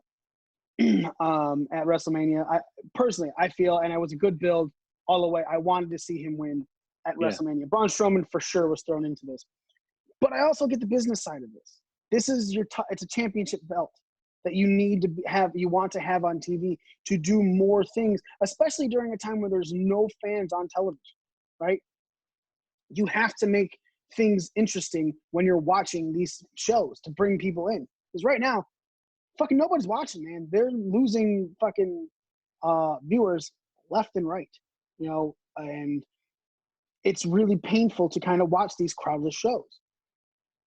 So what do? You have title matches, reasons that people should watch. No Intercontinental Championship. You're down a title. Look at NXT. Last week, they had 2 championship matches, the NXT Women's Championship match and the NXT Championship match. The following week, they had the tag championship match, right? If you're not having all of these titles to use at your discretion to bring more people in because of a title match, you're kind of, it's kind of like you're playing baseball with one hand, right? You're in an ass-kicking contest with one leg. It's just you're at a disadvantage. You're causing yourself a disadvantage. If the only thing that's confusing about this is what they're doing with Sami Zayn, like at least it makes it. I feel like Jordan Devlin's still the cruiserweight champion, but whoever wins the tournament is the interim cruiserweight champion. And then obviously when all of this clears up and Jordan Devlin can come back, we can have a fight, right? I don't know what they're doing. Sammy, even on social media, they're like, they stripped him. And then Michael Cole's like, it's being held in abeyance. It's like, okay. But the crazy thing about this is SmackDown is the home of the Intercontinental Championship. In this tournament, there's a Raw superstar. And AJ Styles. Thank you, right? Smitty. Yeah, that's what I'm getting into. God, Smitty, just Nick, punch him in the face for me. Burying it. Just burying it. Yeah, I don't know if you know about the lead. Smitty's great at, but Smitty is the Vince McMahon of the lead. He will bury the fuck out of that lead if he needs to. So Vince McMahon and John Smitty. John Cena. That golden shovel. You were about to say something. Go ahead. So I prefer, if I'm gonna bury anybody, I prefer to be a Triple H. Triple H puts too many people over now to even be thought of as burying people anymore. Yeah. So AJ Styles is in this tournament, as Smitty said. He is a Raw guy. WWE has brought back and I swear to God, this is so stupid, but I can't even be mad at WWE because the networks asked for this. They now have that. I don't even remember what the fuck they're called. Open invitation or something like that. Yes, like they had the wild card rule, but referred to as something else. 4 people can go back and forth between Raw, SmackDown, and NXT. And here's what's crazy about this. They started saying it was Charlotte Flair this week, and I was like, no, fuck off. Because when Charlotte won that belt at Mania, they said she could defend it on all brands. And now all of a sudden, they're starting to say that she's a part of this fucking network back and forth bullshit. Okay, whatever. AJ Styles is in this tournament. Daniel Bryan and Elias have already moved on. AJ Styles is taking on Shinsuke Nakamura next week. Sheamus is taking on Jeff Hardy next week. Smitty, I'm going to start with you. Who's winning this Intercontinental Championship? Daniel Bryan. Yeah? Yeah, I think they'll go with Daniel Bryan. Because right now, like with Gulak gone, it makes sense because he was already feuding with Sammy at the point before all this started. He was starting to feud. Right. So Gulak was starting to feud with Sammy and his faction. So putting this out on him kind of makes sense story-wise. Okay. You done? Yep. I always think he's done, and then he keeps going. Nick. Sheamus. I think I think that they've kind of built him as to be this kind of powerhouse that, was gone for so long. He came back and he's just fucking kicking ass and taking names, and I can see them putting it on him. Okay. I got Jeff Hardy. I know they did a little bit of how AJ Styles entered this tournament to win the one championship he has never held in WWE. But has he ever been a tag champion? No. Okay, so it's the one singles title he hasn't held in WWE. Wait, he was a Universal champion? No. Okay, so what the fuck was Michael Cole talking about then? Talking about an ass. That's what I was getting at. It's like the one championship that he has not been able to hold on to in WWE. This motherfucker hasn't done anything but the WWE Championship, the United States Champion. That's it. It's not like he has held every fucking title except the Intercontinental, and that's why I was bringing up that point. Is he hasn't. So that was a stupid commentary. But I also understand that they're trying to lead into something. Something about Taker is going to throw AJ Styles out of this fucking tournament. Probably against Elias or against Jeff Hardy at the end of it. I think Jeff Hardy, the way they're trying to bring back Jeff Hardy is they're going to give him a run, mid-card title, throw that IC title on him, see where it goes. Similar to what Smitty was saying, there might not be a story built up, but if Sammy comes back, Sammy's a heel, Hardy's a face, it makes sense that those two would go into it and have confrontation. I am confused about this whole tournament. I don't know what the fuck is going on. I feel like WWE needs to talk more about it. And they're not going to. Because, fuck us, right? Then again, anything they do say just goes away anyway. So let's not pretend like everything is fine. Well, I think I like what you're going with, where you're going with that Jeff Hardy thing, because they've been having these little, vignettes about Jeff Hardy and his comeback, and I think that's a good story. So that's actually a really good pick. I think the reason I didn't pick Jeff because I think they're gonna continue this Sheamus Jeff feud. Like even after Sheamus is gonna cost him the match after the second round match. Okay, that's also very possible. AEW's Double or Nothing is set for this coming Saturday, May 23rd. Okay. I didn't freeze.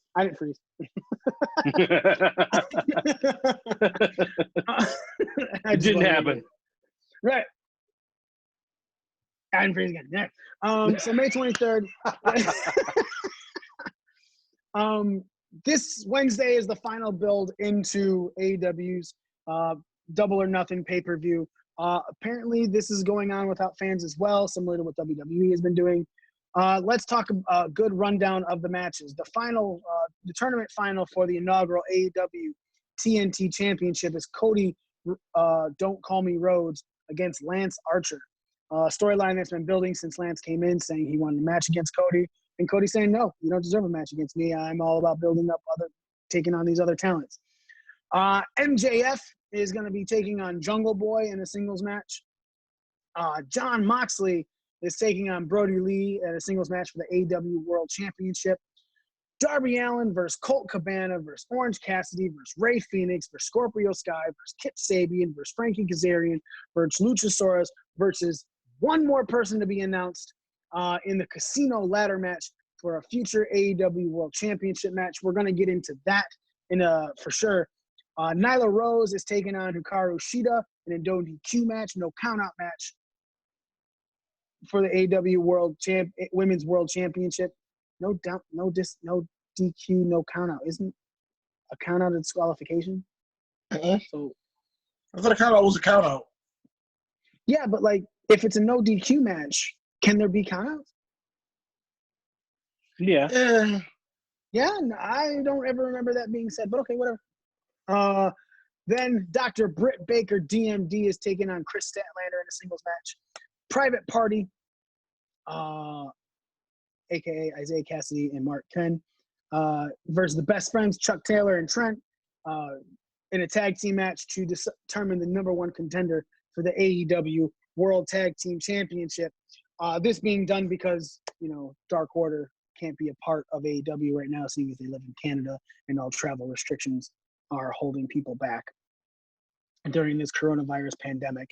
And finally, Matt Hardy and the Elite of Adam Page, Kenny Omega, Matt and Nick Jackson versus the Inner Circle, Les Champions, Chris Jericho, Jack Hagar, Sammy Guevara, Santana, and Ortiz. The best! They always yell the best during their promos. I'm so glad they stopped that shit. I want to talk first and foremost about the thing that is catching a lot of people's eye, the Casino ladder match for the future AEW, for a future World Championship match, for the AEW World Championship. It's very similar sounding to the Money in the Bank ladder match. The difference is this one starts off with two people and then more people enter like a gauntlet, but they enter someone's not out. It's not over until someone grabs the casino chip that's above the ladder. which means that someone can grab that chip before everybody even makes it into the match. Nick, I want to start with you. What are your thoughts on this? Obviously, I'm not trying to say they're ripping off WWE in any way, shape, or form, because every match in some sort of fashion has taken something from something else, right? Whether you make it your own or anything, there's still battle royals are taken off on this. You know, there's a Royal Rumble that took from battle royals, right? Everyone starts in the ring, and then last person there is the winner. Royal Rumble is not everyone starts in the ring. Last person there is the winner. Again, a different kind of match, still taken from a base frame. So, Nick, what are your thoughts on this? My gut reaction at first is like, yeah, dude, this is a straight, I want to say rip off, but this is influenced by things that WWE does. But when AEW does that and they put their own little spin on it, it makes me feel a little better. What kind of M&Ms are those? Fudge brownie. I always knew you were a little fudge back. Are they good? Yeah. Okay. Anyway, I muted myself because I was chewing. Yeah. Look at me, not talking while I'm doing other stuff in the background. And that's why you're the co-host. So yeah, when AEW does their own little spin on these matches, it does make me feel a little better. You bring up a good point that the match could finish without all the participants entering the match. But I feel like if that happens, then in my opinion, that takes something away from the match, because I'm excited to see all these guys in the match. I have ideas going through my head, like, okay, Orange Cassidy could be the last dude that comes into the match, and when he's finally coming out to participate, everybody's laying around and he just kind of moseying on up there, and he's trying to get this chip, and he's just standing on top of the ladder staring at it. And there's a lot of different things that you could do with this match. So I think that it's going to work. For me, being that guy that's like, I'm a fan of WWE, I'm a fan of AEW, I'm a fan of NWA. I hope they all succeed. I really hope that they do well with this match and that they come up with something. It doesn't even have to be different, but they just come up with a way to incorporate all these guys in the match that works. I agree. Smitty, your thoughts? When you said like the whole, some of it is like Money in the Bank. Remember, Money in the Bank was originally a concept created by Chris Jericho. Yeah. Was it really Chris Jericho, or did he just get the? It was him and Pat Patterson. Yeah, he was actual backstage component of this. Yeah, he wasn't. He admitted it was him and Pat Patterson that came up with that match. Okay. But I think it's interesting. This is something, one of those interesting things, like how to do the battle royales, and then some people doing reverse battle royales. I think this is an interesting way to put it, to do this. And the chip is a future championship shot. It's not been described like the Money in the Bank case, so we don't know we just don't know what to expect. So I'm interested in it, 100%. Yeah, go ahead. Again, you're not done. And I think like it's a good way to highlight some of the talents you see in there. We see like Kazarian and Scorpio Sky. You see them as tags. You see them how they work as a tag team. You see Scorpio Sky and individuals a singles competition. Guys like Kazarian have had runs as singles competitors. And if people want to see more Luchasaurus, you got a good chance to see some of these guys actually get to showcase themselves. I agree. When this was first announced, I was like, oh, Money in the Bank. AEW Money in the Bank. Then they announced that there was differences for it, and I was like, all right, I want to see how this plays out. It could be something cool. It could be something great. It could be something fucking horrible. It could be something that they realized the first iteration of it was a bad idea. Let's change it up a little bit to make, to fine-tune it to get something going with the next match for this. I do like how it could highlight someone and thrust them into a top tier title reign, especially with some of these guys. I want to see who the last person announced is, of course.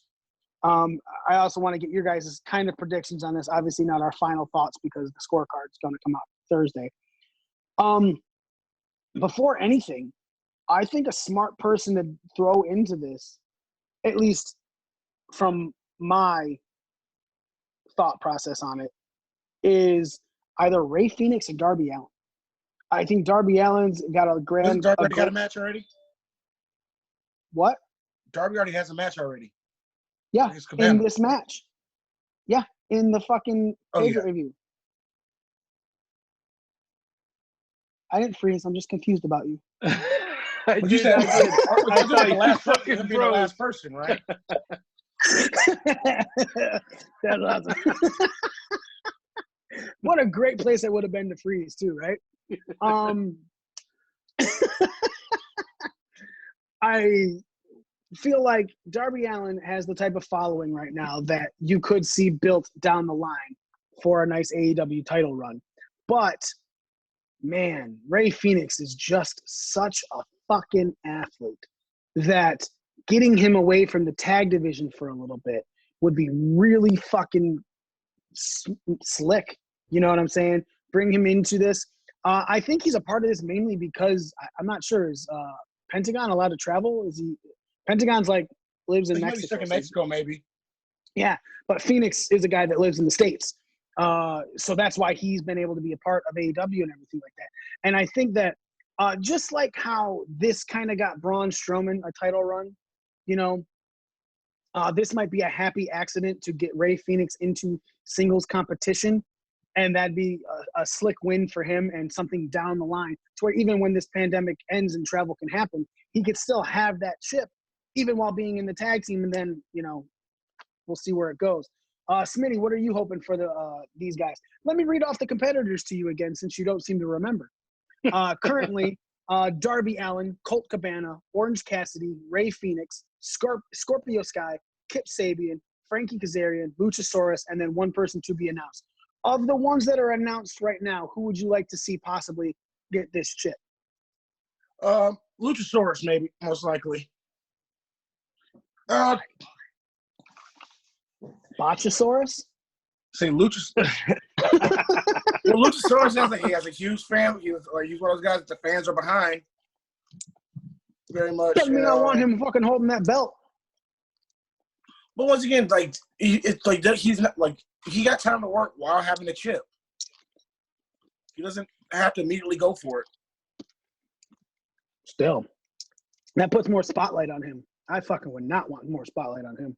Go ahead, Nick. Darby Allin. Yeah. I'm a big fan of his. I wasn't at first. I thought the first time I saw him, I was like, that's kind of fucking lame and cheesy. But then, like, anytime I've seen him after that, like, he is the definition of, I don't want to use the term underdog, but he kind of is, because he is so, when you look at him, you wouldn't think this dude is a fucking wrestler. But man, he can work. He can take a beating. He can give a beating. He is a high flyer. Like, he almost encompasses everything that you would want in this time period of wrestling. And his gimmick is great. And I just think that, you know, it just makes sense. I don't know. I would love to see him with that chip. All right.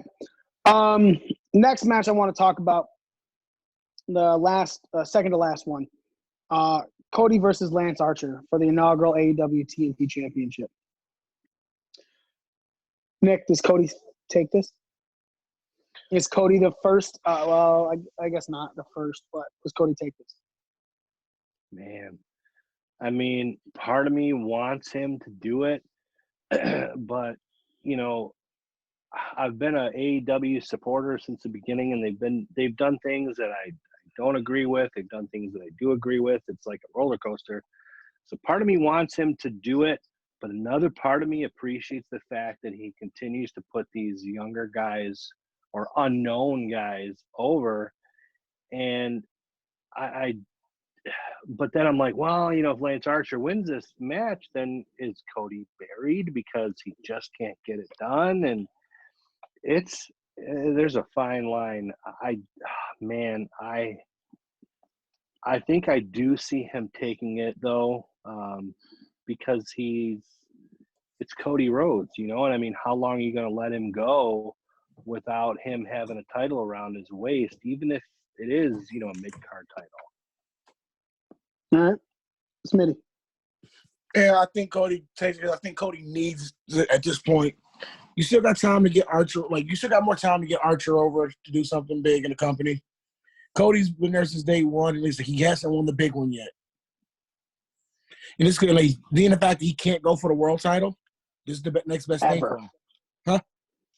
Ever. I know. So this is the next. This to be the biggest thing for him. God, I don't know, man. I'm just. It's been over a year. Adam Page and Kenny Omega are currently the tag champions. They're the first members of the Elite to win a title. I don't think Cody needs a title.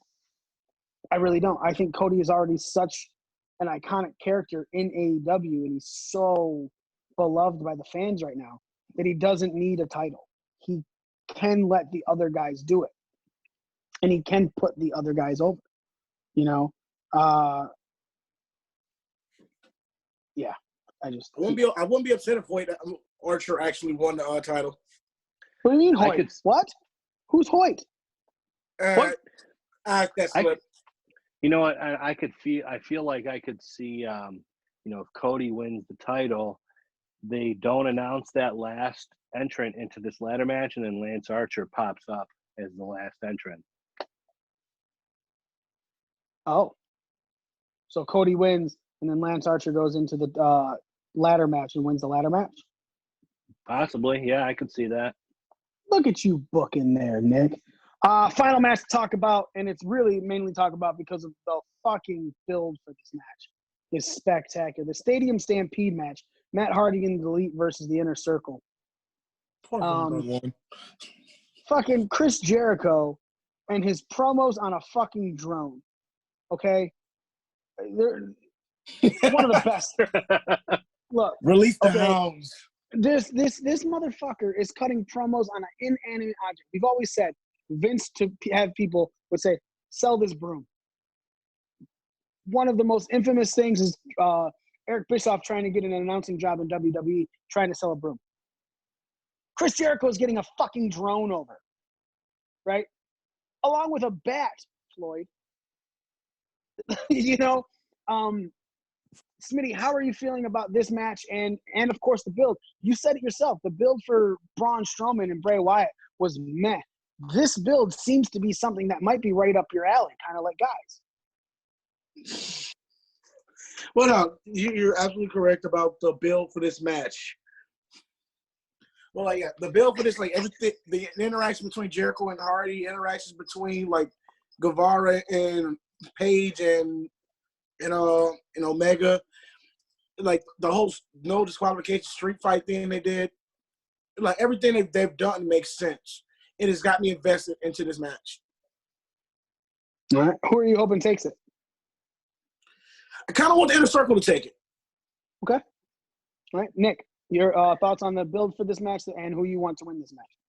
Yeah, I mean, I would agree with Smitty. The build has been great, and that's one thing that AEW, I think, has done a little bit better than WWE with no crowds is, you know, not to say that a crowd has any type of effect on the build of a storyline, but AEW has just done a little bit better with building these storylines and making you get invested in it.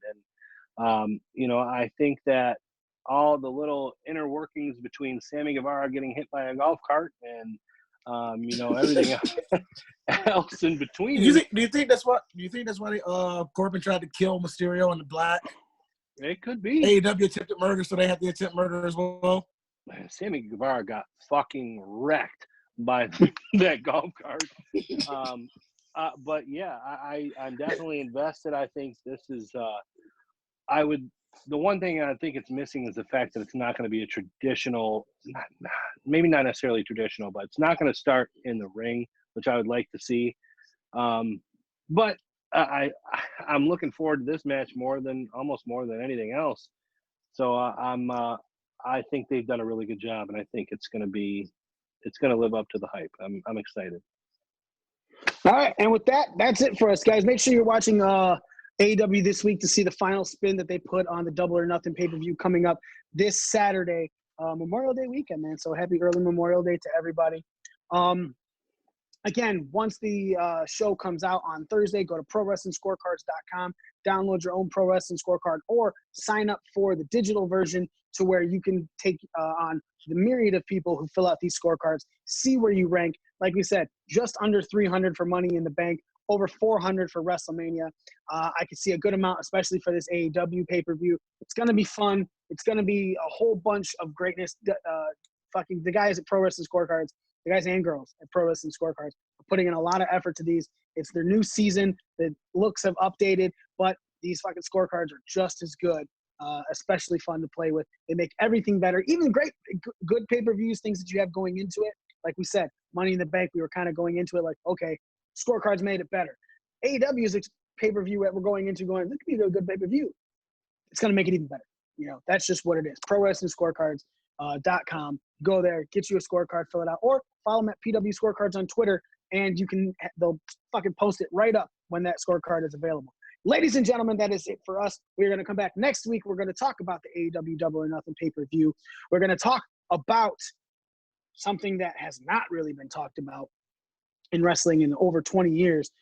Owen Hart, The Dark Side of the Ring season finale. Plus, Martha Hart was just on the Talk is Jericho podcast. We're going to talk about the Talk is Jericho podcast, The Dark Side of the Ring of Owen Hart, AEW's Double or Nothing pay-per-view. Next week, it's going to be a really good show. You definitely want to be involved in that. Hopefully, Zoom doesn't have any problems. So 11 a.m. Eastern Standard Time, we will be going live. Or download us on all of your podcast platforms, Apple Podcasts, Spotify, wherever you get your podcast, we will be there. Ladies and gentlemen, thank you so much for watching, so much for listening. We are your ring crew. Smitty, a.k.a. Smitkishi. Konik 19. And me, the almighty one, Mikey himself. Ladies and gentlemen, again, thank you so much. BreakingDownTheRing.com. Get all of your merchandise, and we are out.